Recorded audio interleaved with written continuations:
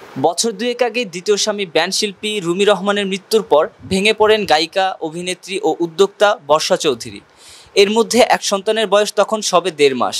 অন্যদিকে বর্ষার সঙ্গে রুমিরও দ্বিতীয় সংসার এটি। দ্বিতীয় স্বামীকে হারানোর পর থেকে সামাজিক যোগাযোগ মাধ্যমে প্রায় আবেগঘন পোস্ট করে আসছিলেন বর্ষা, কিন্তু হঠাৎই দেন বিয়ের ইঙ্গিত। শুক্রবারে সবাইকে চমকি দিয়ে তৃতীয় বিয়ের পিঁড়িতে বসেন তিনি।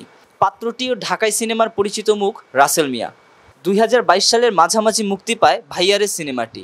এর নির্মাতা এবং প্রধান অভিনেতা রাসেল মিয়া কখনো রিকশা চালিয়ে আবার কখনো ঠেলাগাড়ি ঠেলে সিনেমাটির প্রচার করে আলোচনায় আসার চেষ্টা করেন, কিন্তু সেসব ছাপিয়ে আলোচনায় আসে সিনেমাটিকে নিয়ে তার বেশ কিছু মন্তব্য। প্রথম পাপমুক্ত সিনেমা, অজু নিয়ে দেখা যাবে, এমন মন্তব্য করে ভাইরাল হন তিনি। এমনকি সিনেমার প্রচারণার একটি ভিডিওতে তাকে হাউমাউ করে কান্না করতেও দেখা গেছে।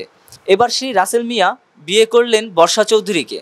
তিনি বলেন, মাত্র ১৭ দিনের পরিচয়েই বিয়ে হয়েছে তাদের।